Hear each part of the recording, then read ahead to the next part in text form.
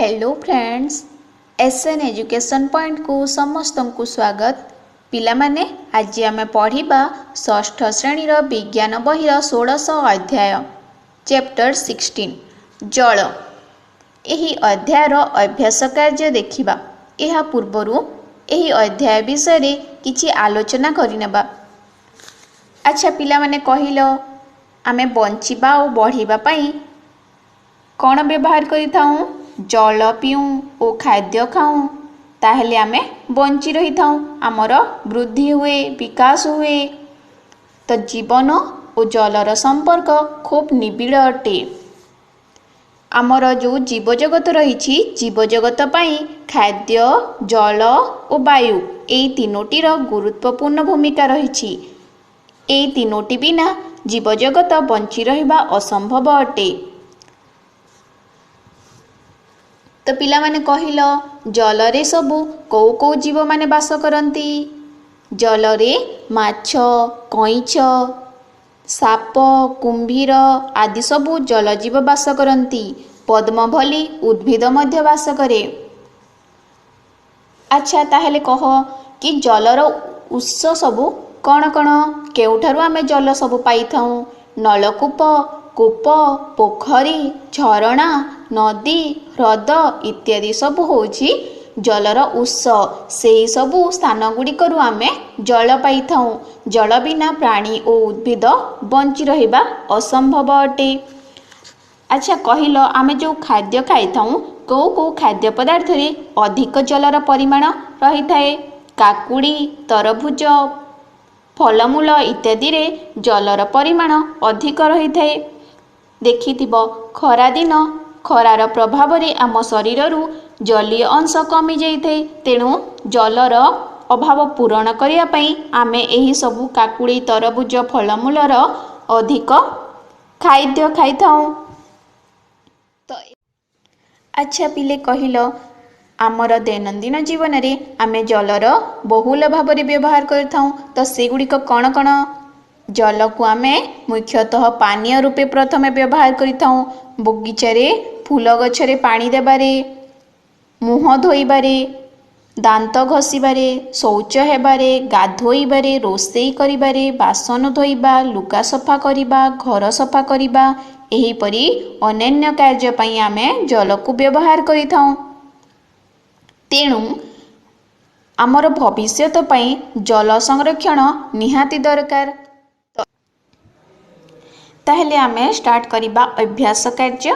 तो देख प्रथम 1 नंबर क्वेश्चन, पृथ्वी पृष्ठर 2/3 रे जल रहिथिले मध्य जल संरक्षणर आवश्यकता अछि, कारण दर्शाओ।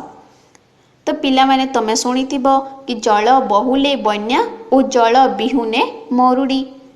बहुल मात्रा रे जल हेबा द्वारा बन्या सृष्टि हुए, जल न हेले मरुड़ी सृष्टि हुए।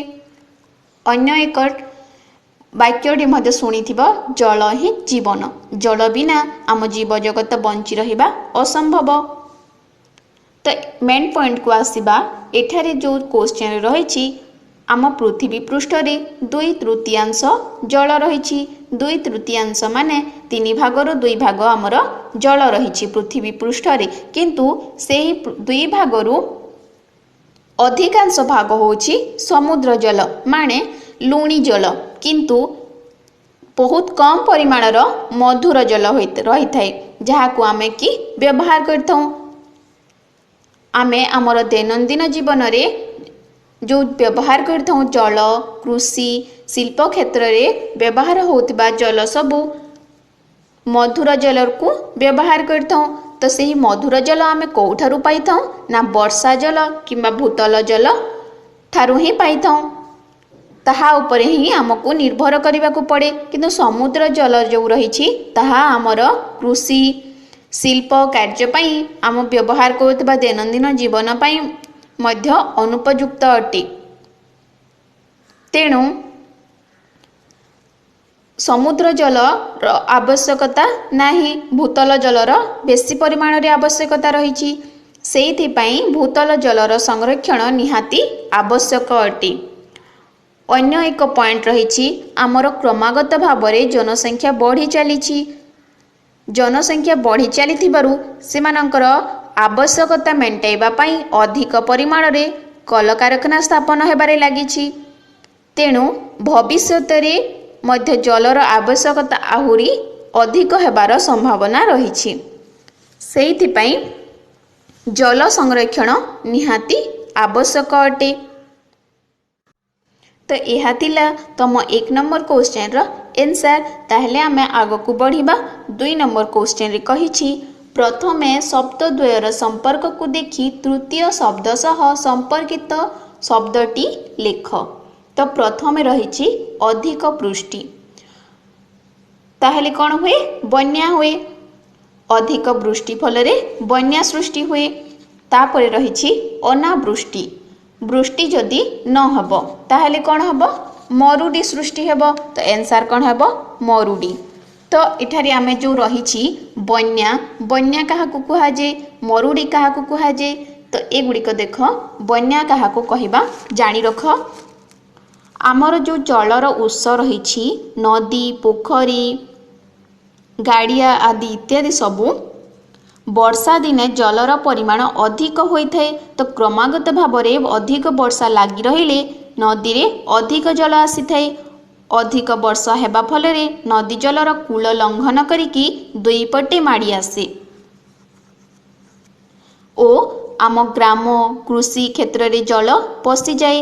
एहा द्वारा कौन होता है ना जलर स्रोत रे गाई छेली मनीष आदि समस्ते भासी जाती। यह कहुए बन्या कहती। तो पिला माने बन्या को रोकिबा पई क्यों पदक्षेप नेबा आवश्यक ना नदी बंध करा जाइथे। आमे उदाहरण स्वरूप नहीं पारिबा आमर देखिथिबो महानदी रे बन्या जल को रोकिबा पई हीराकुद ठारे बंध प्रस्तुत होईछि। तो यह गला बन्या। तो बन्या काहा को कुहा गला जानिलो अधिक वृष्टि फल रे बन्या सृष्टि होइथे। ओ नेक्स्ट रहिछि अनावृष्टि। अनावृष्टि फल रे वृष्टि न हेबा फल रे मरुडी सृष्टि होइथे। तो मरुडी काहा को कहि जाय ना आवश्यक वृष्टिपात परिमाण कमी जिबा फल रे मरुडी सृष्टि होइथे। क्रमागत भाव रे अनियमित ओ अनिश्चित वृष्टिपात फल रे कृषि कार्य पई आवश्यक परिमाणर जलर अभाव होइथे। गछ गुड़िक आवश्यक परिमाणर जल पाआंती नाही। क्रमागत भाव रे एही परि बहु दिन लागि रहिले मरुडी सृष्टि होइथे जहा फल रे कि पशु पक्षी मध्य जल बिना मरि जांती। तो यह थिला मरुडी। तापरे आमे सेकेंड पॉइंट को आसीबा पोखरी। पोखरी रो जल होछि कौन मधुर जल। सेही परि समुद्र रे थिबा जल कौन लुणी जल। ताहले तापरे 3 नंबर पॉइंट को आसीबा जल शोषण। जल शोषण किए करिथाय गछर चेर करिथाय। सेही परि रहिछि जल मोचन। जल मोचन किए करिथाय गछर पत्र करिथाय। गछर पत्र द्वारा जल मोचन होइथाय ओ बाष्प हिसाब रे वायुमंडल को जाइथाय। माटी रे थिबा जो जल गछर चेर साहाय्य रे शोषण होई कि ऊपर को आसीथाय ता पत्र निकट को आसीथाय। पत्र रे से आलोक श्लेषण प्रक्रिया माध्यम रे खाद्य प्रस्तुत करिथाय। खाद्य प्रस्तुत होला परे सेथिरु जो जल मध्य निष्कासित होइथाय ओ श्वेतसार किछि परिमाणे बाहारी थाय। तो जल जो किछि परिमाणे बाहरिला सेथिरे बाष्प होई कि वायुमंडल को जाइथाय। तो पत्र रे छोट छोट रंध्र रही थाई जहाको स्टोमाट कहा जाए स्टोमाटा। तो सही छोट छोट रंध्र बा स्टोम माध्यम रे जल कणा सब बाहर को बाष्पीभूत होइकी बाहरी थाए ओ ऊपर को जाई थाए। तो ताहाको कहा गला उष्पेदन बा जलमोचन। ठीक अछि। तापरे आमे नेक्स्ट जिबा 4 नंबर जलचर प्राणी।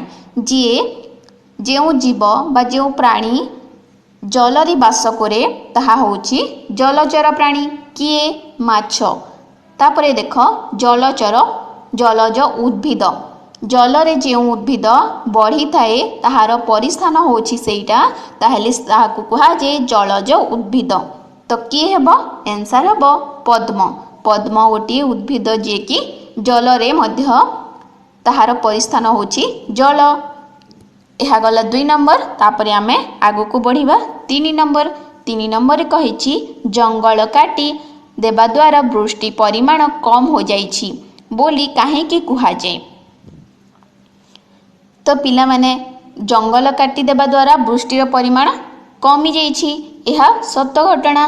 तो काहेकि एपरि कुहाଯାଇଥାଏ, काहेकि ना तमे देखिथिब जेतेबेले वर्षा होइथे ସେହି ସମୟରେ गोटिए वृक्ष तार दरकार ठारू अधिक जल शोषण करिଥାଏ ओ ଯେଉଁ ସମୟରେ आलोक श्लेषण प्रक्रिया माध्यम से ताहार खाद्य प्रस्तुत करिଥାଏ ओ बाकी थिबा जल को से ट्रांसपिरेशन बा जहा को कुहाजे बाष्पीकरण प्रक्रिया माध्यम